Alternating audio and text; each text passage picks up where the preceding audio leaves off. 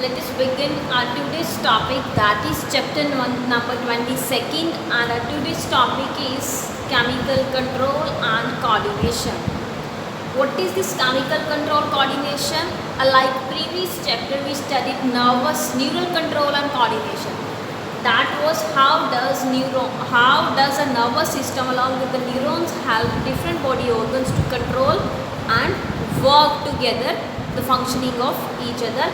That was nervous system. In this we will study how do several chemicals in our body regulate the working of organs and help them to work together. So this is chemical control and coordination. In this control coordination we have to study all those chemicals which help in control coordination. So let us study these chemicals. These chemicals are particularly released inside our body by some glands. So let us study first what are glands. What are glands? These are the organs in our body which secrete something. The organs which secrete something are known as glands. There are several types of glands. So let us study the one classification of glands on the basis where do they pour their secretion. Glands are those which have to secrete something. Now where do they release their secretions? On the basis of that we'll study types of glands. There are two types of glands, exocrine glands and endocrine glands. What is the difference between both? Exo means out and endo means in. So exocrine glands are those glands which pour their secretions out of the blood. Means these are the glands which pour their secretions directly to the target. And endocrine glands are glands which release their secretions into the blood. So these exocrine glands have to make their secretions reach to the target, and they reach their secretions to the target with the help of duct. So that is why they are known as glands with duct. What is duct? A tube, a pipe-like structure. Suppose there is a gland and it has to release its secretion to the target somewhere else in the body. Suppose this gland is in brain and its secretion is needed somewhere else on the lower body part. And how will it release the secretion to the target? With the help of this duct, this tube. That is why exocrine glands, they have duct. They are known as glands with duct. Means they release their secretions to the target with the help of pipe. While endocrine glands, they do not have duct. That is why they are known as ductless glands. They release their secretions directly into the blood, and through blood it reaches to the target. So this was one classification of gland. There is another type of gland. These glands are heterocrine glands, where hetero word means different. So heterocrine glands, the glands which have different natures. These are the glands which have different nature. What does it mean? Means sometimes they work as exocrine glands and sometimes these glands work as endocrine. So heterocrine glands has the nature of both exo and endocrine gland. Those glands are heterocrine glands. Examples of heterocrine glands are pancreas, testes, ovaries. These three are the examples of heterocrine glands. So pancreas, sometimes it acts as exocrine and sometimes it works as endocrine. Testes also, they have both exocrine and endocrine nature. Same is with ovaries. What are the examples of exocrine gland? There are several exocrine glands in our body. Example, salivary gland, tear gland, sweat gland. These all are exocrine gland. Many more are there. And endocrine gland like pituitary gland, thyroid gland, hypothalamus, adrenal gland, many more are there.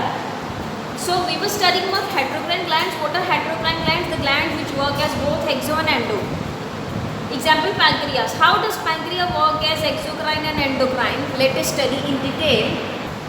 This is pancreas. We have already studied about it in digestion and absorption chapter. Now pancreas, it releases pancreatic juice. Remember, when it produces pancreatic juice, the target of pancreatic juice is small intestine. So pancreatic gland releases its pancreatic juice into the small intestine with the help of this duct, with the help of this tube. That is why here, when pancreatic gland produces pancreatic juice, then it works as exocrine gland, while it also produces a hormone called insulin, which is directly released here into the blood. So when pancreatic gland produces insulin, then it works as endocrine gland, and when it produces pancreatic juice which reaches the small intestine, then it works as exocrine gland.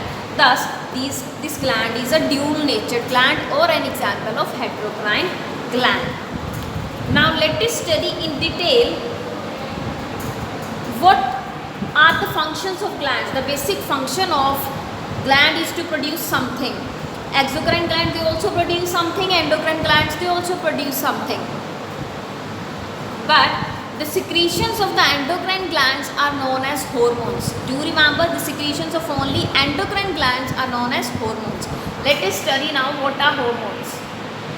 How will you define a term hormone? Hormone is a messenger, like WhatsApp messenger, Facebook messenger. So what are the functions of these messengers? These messengers, they convey message from one person to another. Same is the function of hormones. Hormones are found in our body.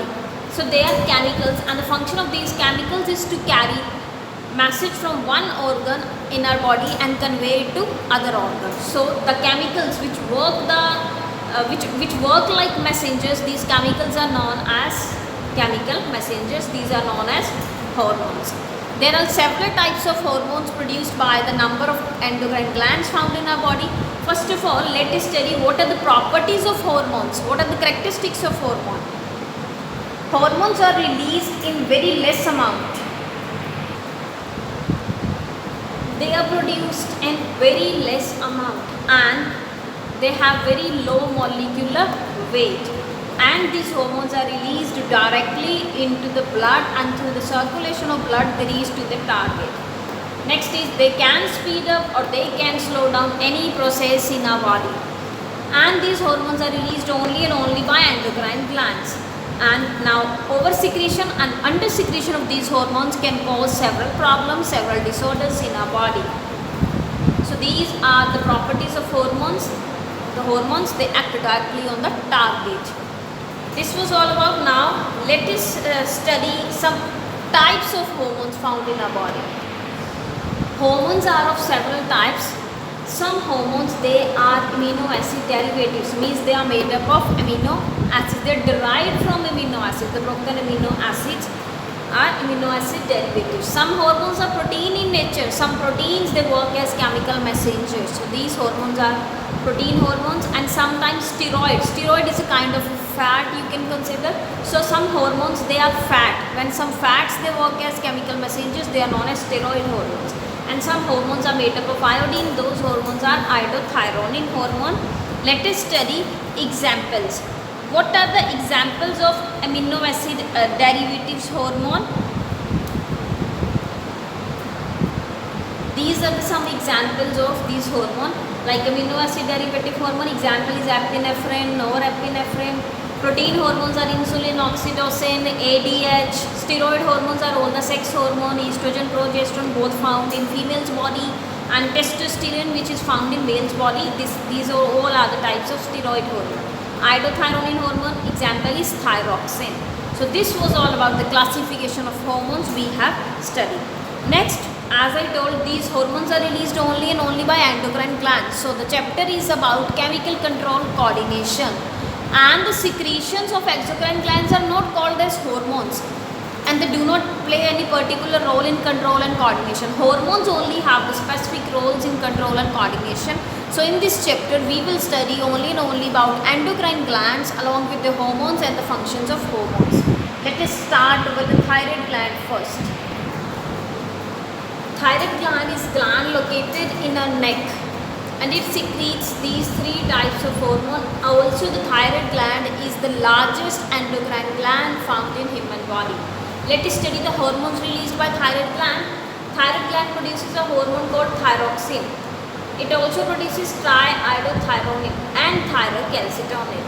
Thyroxine is a hormone which requires 4 iodic molecules, so it can also be called as tetraiodothyronine, made up of 4 iodic molecules. And triiodothyronine is T3 hormone. These together are known as TH, thyroid hormone. Triiodothyronine is released in much lesser amount than thyroxine, and this hormone is also more active than thyroxine. Thyroxine can get converted to triiodothyronine if it removes one iodine, and it can triiodothyronine can also form thyroxine if it receives one iodine. These two hormones play the same role in our body. What are the functions of these two hormones? They control the metabolism in our body. Also, they control or regulate the body temperature and also stimulate protein synthesis inside our body by the several other glands. So this was about the function of these two hormones. Next is thyrocalcitonin. From the name itself it is clear this hormone is responsible to maintain the calcium level in our blood. This hormone is released by the thyroid gland only when the calcium level rises to the abnormal in the blood. High amount of calcium level results in release of thyrocalcitonin, and then it lowers the calcium level and brings it to the normal. So these are the functions of these three hormones. Now let us study. You must know that these hormones must be released in the required amount, in the needed amount. If they are secreted more than the required amount, then also we can suffer from disorder, and if they are secreted less than the required amount, then also we can suffer from several problems. Now let us study the several disorders caused by the over-secretion and under-secretion of these hormones. We have to study both over and under-secretion problems. Over-secretion is also known as hyper-secretion. So when the hormones of thyroid gland are secreted more than the required amount, then this is known as hyperthyroidism. And when it is secreted less than the required amount, then it is known as hypothyroidism, because hypo for less and hypo for more. So hyperthyroidism causes a problem that is known as exophthalmic goiter. What happens in this disease is, due to less production of thyroxine hormone, it leads to weight loss. It leads to weight loss and also results in rise in body temperature. Temperature rises, weight losses, and the eye become protruding. Eyes of the person comes out. They become protruding, bulging ho jandi hai, and it also leads to nervousness and rapid heartbeat. These are some symptoms of exophthalmic goiter.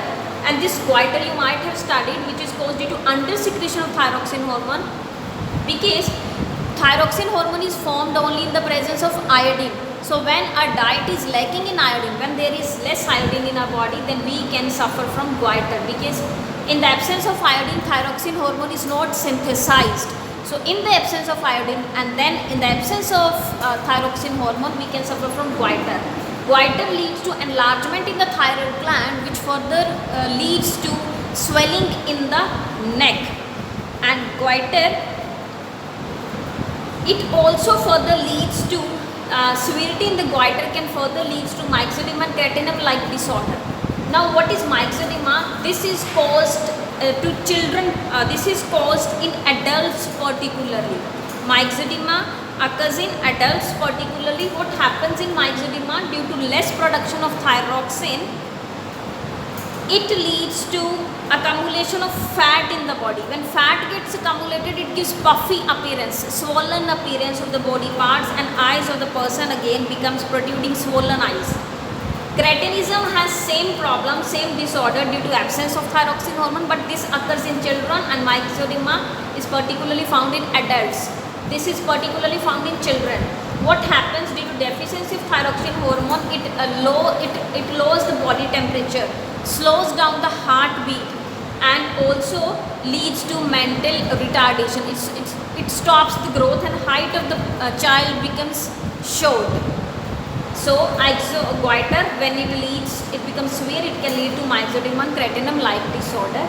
And this was all about thyroid gland. We have studied along with its hormone, functions of hormone, and several disorders. This much is enough for today. Thank you.